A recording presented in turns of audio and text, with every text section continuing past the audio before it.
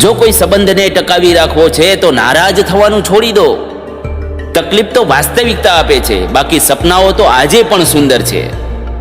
સાચું કર્મ એ નથી કે જેનું પરિણામ હંમેશા સારું હોય. સાચું કર્મ એ છે જેનો ઉદ્દેશ ક્યારેય ખોટો ના હોય. જો તમને સમયનું ભાન નથી રહેતું તો સમજો કે તમારો સમય સારો ચાલી રહ્યો છે. જો કંઈ બદલવું છે તો તમે તમારો સ્વભાવ બદલો. જગ્યા કે લોકો બદલવાથી કાંઈ જ નહીં થાય. એનો સારો સમય જરૂરથી આવે છે જે ક્યારેય કોઈનું ખરાબ નથી કરતો. હે ઈશ્વર, લોકો તને કેવી રીતે ભૂલી જાય છે? મારાથી તો તે બનાવેલી એ વ્યક્તિ ભૂલાતી નથી. ક્યારેક ક્યારેક નિષ્ફળ લોકો જોડે પણ બેસવું જોઈએ, કારણ કે તેની પાસે અહંકાર નહીં, અનુભવ હોય છે.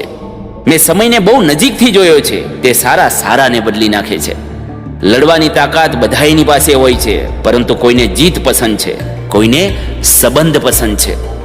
જિંદગીમાં કેટલાક સપનાઓ એવા હોય છે જે ચાહીને પણ પૂરા નથી કરી શકાતા. એને મારી કોઈ જ કદર નહોતી અને હું એની પાછળ જિંદગી કુરબાન કરવા તૈયાર હતો. બહુ સારા હોવું આજકાલના જમાનામાં બહુ જ ખરાબ આદત બની ગઈ છે.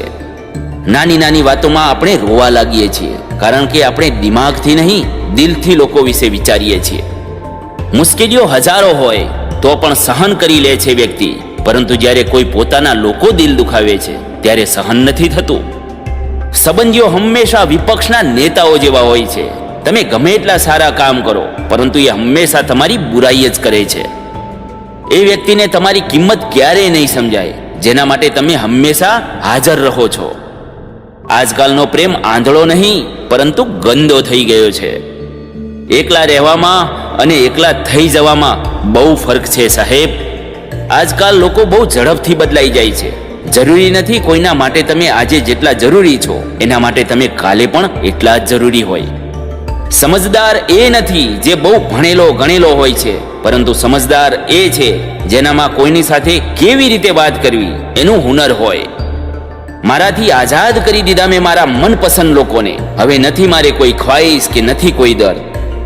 જો કોઈ વ્યક્તિને તમે સાચા દિલથી ચાહવા લાગો છો તો આખી દુનિયાનો ભાવ એ એકલી વ્યક્તિ ખાય છે.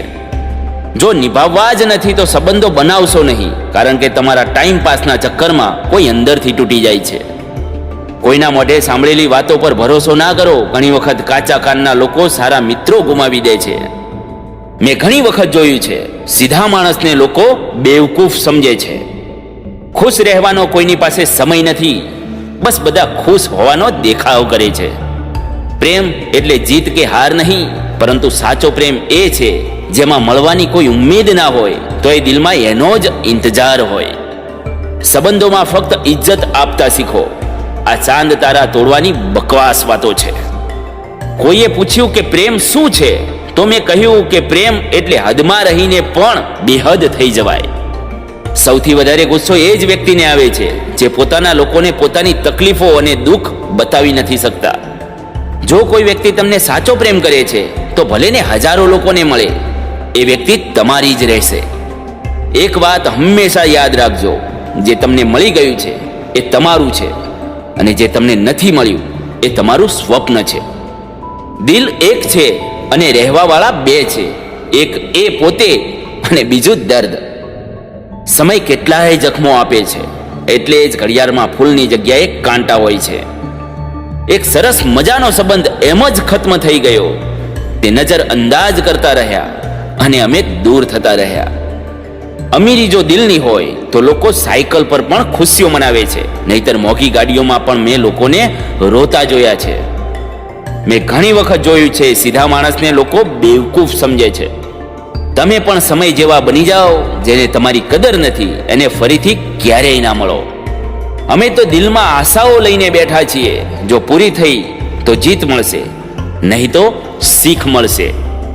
દિવસમાં એક વખત પોતાના દિલની અદાલતમાં જરૂરથી જાઓ.